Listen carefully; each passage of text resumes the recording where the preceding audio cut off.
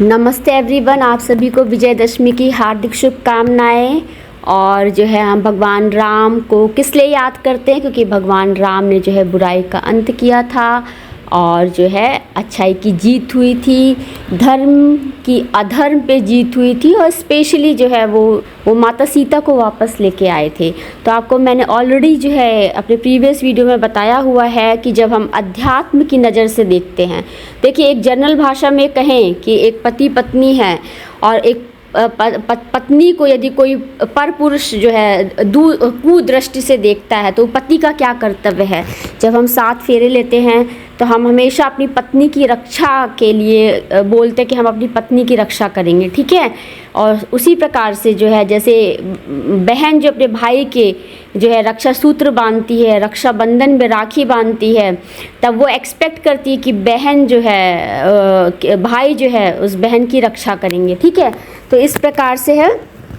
तो वहाँ पर भगवान राम ने अपनी पत्नी की रक्षा की, अपनी पत्नी को जो है वापस लेके आए असुरों से बचाकर। असुर कौन है? जिनके अंदर जो है मायावी शक्ति होती है, जो ये माया के अधीन होते हैं, या आप कह सकते हैं कि जो अपनी इच्छाओं के गुलाम होते हैं, या आप कह सकते हो कि जो अपनी इच्छा पूरी करने के लिए किसी भी गलत तरीके का प्रयास करके अपनी इच्छा को पूरा करते। तो गलत तरीके से अपनी इच्छा को पूरा करने का प्रयास नहीं करना चाहिए, क्योंकि हमारी आत्मा एक शुद्ध चित्त आत्मा है और हमें जो है अपने आप को इस ईश्वर से कनेक्ट रखना चाहिए।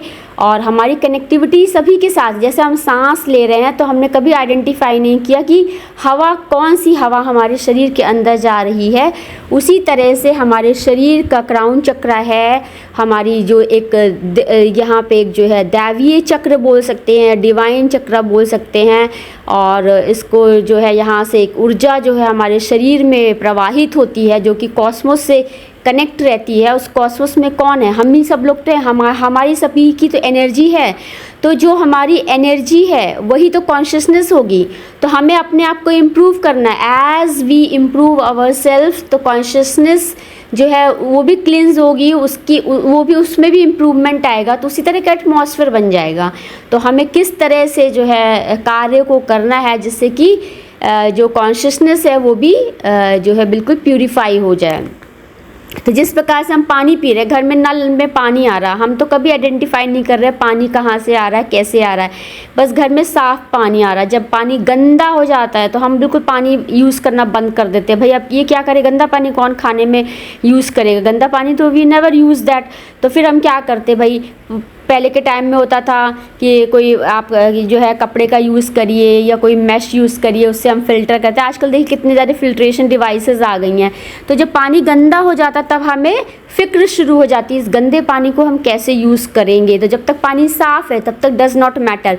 उसी तरह हमारे जीवन में है, हमारे चारों ओर यदि सब कुछ साफ़ सुथरा, सब कुछ ठीक है, सब कुछ ठीक है, और जहाँ पे गंदगी बढ़नी शुरू हो जाती है तो we need to raise our voice कि भाई बहुत गंदगी हो रही है, हमें इस गंदगी को हटाना ही होगा।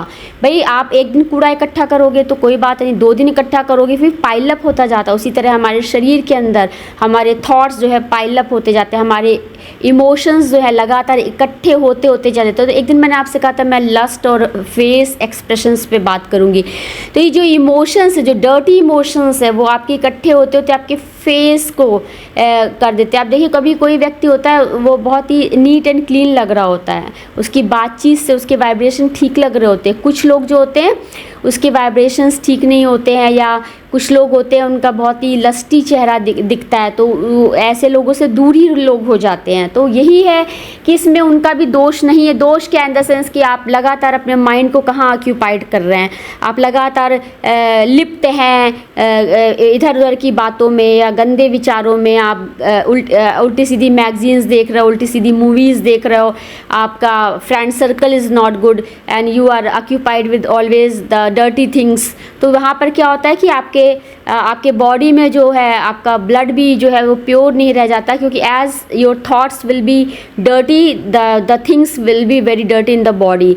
तो अगेन आई एम सेइंग कि nothing is dirty and nothing is pure, it is a life force. तो यहाँ पर लाइफ फोर्स होता है, वो लाइफ प्राणा हमें वो ईश्वर ही दे रहे होते हैं, लेकिन जब जिस तरह से हम हवा और पानी को आइडेंटिफाई नहीं करते, तो why we are identify the people, why we are identifying this person that person, ये होता है। लेकिन यही होता है कि भाई कुछ लोगों का व्यवहार अच्छा होता है तो वो लोग हम उनसे बातचीत करना पसंद करते हैं। कुछ लोगों का व्यवहार अच्छा नहीं होता है तो हम उन लोगों से बातचीत करना पसंद नहीं करते हैं। कुछ लोग इंटेंशनली जो है गलत व्यवहार करते, कुछ अनइंटेंशनली करते, तो वहाँ चीज़ों को अंडरस्टैंडिंग से आप सॉल्व आउट कर सकते हैं। तो यहाँ पर क्या बात हो रही, भगवान राम, तो भगवान राम क्या हमेशा पुरुष ही होते हैं? क्या एक स्त्री भगवान राम नहीं बन सकती है? आज जब आप कह रहे हैं कि आत्मा is not a male and the female, तो फिर हम यहाँ पे भगवान राम को जो है क्यों ना हम बोले कि वो आत्मा जो है, आत्मा एक फ़ीमेल लेडी भी जो है एक भगवान राम की जैसे हो सकती है, नहीं हो सकती है? तो ऐसा जब स्त्रियाँ आज इस लेवल पे पहुँच गई, सभी कार्य कर रही हैं, तो आज एक फीमेल बॉडी क्यों नहीं भगवान राम की जैसे हो सकती है? फिर वही बात है कि मैंने आपको पहले भी बताया कि जो हायर सोल है that is like a Bhagwan Ram, incarnated soul is like a Sita Mata. तो इनकारनेटेड सोल क्या is occupied with the maya and all, तो वो माया से पूरी तरह है। तो भगवान राम इज सेइंग कि यू लाइक माया और यू लाइक मी, तो ये है। फिर ये कि संसारी जीवन में बिताने के लिए हमें माया चाहिए, तो माया को अपने अंडर में रखिए, आप माया के अंडर में मत हो जाइए, ये होता है, that is the thing. You are under maya और the maya is your under. तो our brain has created such kind of maya. हाँ, आज जो भी हमारे पास है, जो भी फैसिलिटीज़ हैं, ये सब बनाने वाले को दिमाग कौन है? हम ह्यूमन माइंड ने ये क्रिएट किया, ह्यूमन माइंड ने ये सब चीज़ें जनरेट की हैं। तो ये माया हमारे अधीन है, लेकिन इस माया के चक्कर में हमें फंस कर अपने भगवान को नहीं भूलना है, the higher soul and the supreme soul. फिर से मैं बार बार कह रही हूँ कि वी आर इंडिपेंडेंट, लेकिन अब ये एक इंडिपेंडेंट इट डजंट मीन कि one person will live alone, like वो हमेशा अकेले रहेगा, ऐसे नहीं होता ना। अकेले वो साल भर रहेगा, अकेले खाना खाता रहेगा, किसी से बात नहीं करे, किसी कुछ नहीं, ऐसे नहीं होता है। ऐसे दिस इज़ नॉट पॉसिबल कि आप ऐसे कर रहे हो। तो वही है समाधि क्या है भाई? आप अकेले रह रहे हो, आप अकेले भगवान के ध्यान में लगे हुए हो, तो आपको समाधि मिल जाती है। और यहाँ पे आपको पीस चाहिए, आपको क्या चाहिए? तो पीस क्या, एक शांति, एक दिमागी शांति है। तो आपको जो चाहिए वो ईश्वर देंगे। तो आपने इतना सब कुछ किया, अब देखिए लोगों को कितना हैडक हो जाता है। हैडक की क्या वजह है? हैडक की सिर्फ इतनी ही वजह होती कि यदि आपका सामंजस्य किसी के साथ नहीं है तो वहाँ पे आपको स्ट्रेस होने लगेगा। जैसे ही आप अपने अंदर, ये पूरा संसार हमारे अंदर है, जैसे भगवान विष्णु जो है ऐसे अपने हाथों में पूरी अर्थ को, पृथ्वी को लिए हुए हैं, उसी प्रकार से जो है यदि किसी से कुछ प्रॉब्लम है तो वो जो प्रॉब्लम है वो हमारे अंदर स्वयं सबसे पहले होने लगेगी, और फिर यू फील वेरी अनकंफर्टेबल। यदि आप चाहेंगे कि मेरा माइंड बिल्कुल ठीक से रहे, मैं कंफर्टेबल रहूं, और या मैं बिल्कुल ठीक से बातचीत करूं, मुझे कोई भी स्ट्रेस और हैडक ना हो, तो आप उस प्रॉब्लम को भूल जाइए। आप जैसे उस प्रॉब्लम को फोकस करते हैं वैसे आपको हैडक, स्ट्रेस, एंजाइटी सब कुछ होने लग जाता है। और जैसे आप कहेंगे कि no I am not care of about this problem and all, तो वहाँ पर आपकी प्रॉब्लम जो है ख़त्म हो जाती है, फिर आपको सिरदर्द नहीं होता। तो यानी कि सामंजस्य, जैसे ही आप तालमेल बिठाते हैं तो वहाँ पे चीज़ें ठीक हो जाती है। जैसे ही आप बातचीत शुरू हो जाती है सब कुछ ठीक हो जाता है। अब दो पर्सन अनॉयड हो गए, दो इधर से उखड़े हुए बैठे हुए हैं, तो वहाँ पे स्ट्रेस है, उसके बारे में हम सोच रहे हैं, वो हमारे बारे में सोच रहे हैं, बहुत ज़्यादा एंजाइटी हो रही है। तो बिल्कुल लगता है आप बिल्कुल बात करना छोड़ दो, बिल्कुल भी सोचना छोड़ दो। तो ये दैट इज़ वेरी इंपॉर्टेंट। और जैसे कि दुर्गा सप्तशती में पढ़िए कि जो हर देवियाँ जो है हर जगह विद्यमान है, इवन कि शव को अपना वाहन बनाने वाली, आप दुर्गा सप्तशती में पढ़िए, इस तरह से बोला जाता है, चामुंडा देवी तो माता है। देखिए जैसे सूरदास जी थे, तुलसीदास जी थे, वो नदी को पार करने के लिए उन्होंने क्या किया था। तो ये सब बातें हैं। अब देखिए उन्होंने जिस पेड़ पे बैठे थे उसी पेड़ को काट रहे थे। तो उसी प्रकार से एक न एक दिन तो आपकी मृत्यु आनी ही, एक न एक दिन आपको किसको सरेंडर करना है? उस ईश्वर को सरेंडर करिए। आप जो है किसको आप समर्पण किसको करना है? उस ईश्वर को समर्पण कर दिए, सब कुछ ठीक हो जाएगा। और ये बहुत कुछ भी जो बहुत आसान नहीं होता, लेकिन यदि आप भगवान की शरण में जाएं और कह दें कि भाई हमारे लिए बहुत मुश्किल है, तो भगवान उसको सरल बना देते हैं। देखिए वो ईश्वर है, हमें ऊपर से हाथ दे रहा है कि मेरा हाथ पकड़ लो, मैं तुम्हें ऊपर खींच लूँगा, ठीक है। और जो है यदि हम इस पर ईश्वर पे विश्वास ना रखें तो हम नीचे गिर जाएंगे। नीचे गिर जाएंगे तो यानी वो मड क्या है, मिट्टी है। मिट्टी में हमारे कपड़े गंदे हो जाते हैं, तो we need water to clean our clothes. तो हमें अपने कपड़ों को बचा के रखना है जिससे हम गंदे ना होने पाए। तो वी नीड, हमारे पास स्पेयर में कपड़े होने चाहिए कि हम अपने कपड़े चेंज कर सकें। जैसे एक वस्त्र हमारा गंदा होता है तो हम दूसरा वस्त्र जैसे हम बदल लेते हैं ना, तो उसी तरह से हमें पानी की आवश्यकता। पानी से जो है हम अपने वस्त्रों को क्लीन कर लेते हैं, अपने आप को क्लीन कर लेते हैं। तो ये देखिए, इस धरा में भगवान ने सब कुछ हमें दिया है। तो पानी is water is one of the most important source. तो आज ये विजयदशमी, दशमी 10 सिर थे रावण के। तो फिर वही बात देखिए, हर घर में यही हो रहा है। हर घर में 4-5 भाई। अब देखिए, विभीषण जी थे, कुंभकर्ण था, वो सोते रहते थे, मेघनाथ थे, उनके भाई रावण थे। तो अब सब भाइयों के साथ थे, बट उसमें से एक जो है बहुत अच्छे भाई थे। तो भगवान राम ने जो है फिर उनके सुपुर्द पूरा घर कर दिया। ठीक है, तो जो अपने जिसके अंदर बुराई है वो अपने आप ख़त्म हो जाएगा। किसी को इंतज़ार करने की ज़रूरत नहीं होती। यहाँ बुराई जो है स्वयं का विनाश कर देती है। तो you have to choose that. देखिए, पाथ बहुत कठिन है, बहुत कठिन होता है, और जो है ये रास्ता बहुत कठिन है, बहुत मुश्किलों से भरा होता है। लेकिन क्या करें, अब मुश्किलें पार करनी पड़ती है। आप बिल्कुल शांति से बैठ जाइए तो वो ज़्यादा अच्छा रहता है। भगवान जो चाहेंगे करेंगे अपना। तो वही है कि भगवान की शरण में जाइए, ध्यान पूजा में बैठिए, और जो है भगवान आपको, फिर वही बात, आपसे हम कहें कि 10 गिलास पानी पी जाएंगे क्या आप 2 ही गिलास पानी पियोगे ना, फिर आप थोड़ा सा 3 गिलास पानी पियो, उससे ज़्यादा नहीं पियोगे। इसी तरह एक डिवाइन एनर्जी है, जितनी ज़रूरत है उतनी लीजिए, ज़रूरत से ज़्यादा एनर्जी नहीं लेने की ज़रूरत है। अब मेडिटेट आप कर रहे हो, आप 1 साल तक थोड़ी ना ध्यान करोगे, आप बीच में तो उठोगे ही, आप बीच में तो कुछ बात करोगे ही। तो जितनी ज़रूरत है मेडिटेट उतना करिए जो हमारी दिनचर्या को सुचारू रूप से चला सके। और फिर नेक्स्ट डे फिर वी हैव टू, जैसे हम अपना फ़ोन चार्ज करते हैं उसी तरह हम अपने आप को उस ईश्वर से कनेक्ट करके अपने आप को चार्ज करते हैं। अपने आप को चार्ज करके जो है हम कुछ काम करते हैं। और फिज़िकल बॉडी, फिर से मैं बार बार कह रही हूँ, फिज़िकल बॉडी को फूड की ज़रूरत है, और उसी तरह से हमारी जो आत्मा है उसको चार्जिंग की ज़रूरत है। हम लगातार खा पी के ऐसे लेटे रहें और सोते रहें तो वो भी ठीक नहीं है। तो हमारी आत्मा की भी चार्जिंग हो जाए, हमारी फिज़िकल बॉडी की भी चार्जिंग हो जाए, तो हमारा एक बैलेंस बना रहता है। तो physical food and the soul food का एक बैलेंस बना रहता है। तो यहाँ पर हम 10 सिरों से बताते, देखिए किसी चीज़ का, किसी बात का कंपैरिजन हम कई प्रकार से कर सकते हैं, जैसा भी आप सोचें। तो फिर वही बात है कि आज जो है, आज का देखिए क्या है, एक स्त्री को क्या चाहिए। एक स्त्री यही कहती मैं सदा सुहागन मरूं। भाई सदा सुहागन मरने का क्या मतलब है भाई। एक स्त्री महिला है, पति की मृत्यु हो जाए, या घर में पिता की मृत्यु हो जाए, या घर में भाई की मृत्यु हो जाए, तो 3 ही लोग संभालने वाले होते हैं महिलाओं को। तो वहाँ पर क्या होता है भाई कि आप मरने के बाद जो है वो स्त्री महिला कैसे रहेगी, उसको किसी ना किसी की शेल्टर लेनी होगी। तो यही तो रहता है। इसीलिए स्त्रियां हमेशा दुर्गा जी की पूजा करती कि माँ दुर्गा से कहती मैं सदा सुहागन मरूं, क्योंकि हमारी अर्थी घर से निकल जाए, हम मर जाएं, मृत्यु हमारी पहले हो जाए तो अच्छा है, क्योंकि मरने के उपरांत जो है बहुत ज़्यादा हमारी दुर्गति ना हो। पुत्र यदि सु ना रहा, कु हो गया तो हमारी दुर्गति हो जाएगी। इसलिए स्त्रियां हमेशा ये कहती। फिर वही बात है, पति यदि बुरा हो जाए तो स्त्रियां क्या करें। इसीलिए जो महिलाएं होती हैं वैभव लक्ष्मी माता का व्रत रहती हैं, दुर्गा जी का व्रत रहती हैं, माँ से प्रार्थना करती हैं कि हमारे घर में सुख शांति आए, हमारे घर में खुशियाँ आएँ। माँ वैभव लक्ष्मी में देखिए आपको मैंने सब बताया हुआ है, संतान लक्ष्मी माता होती हैं, उनकी हम पूजा करते हैं।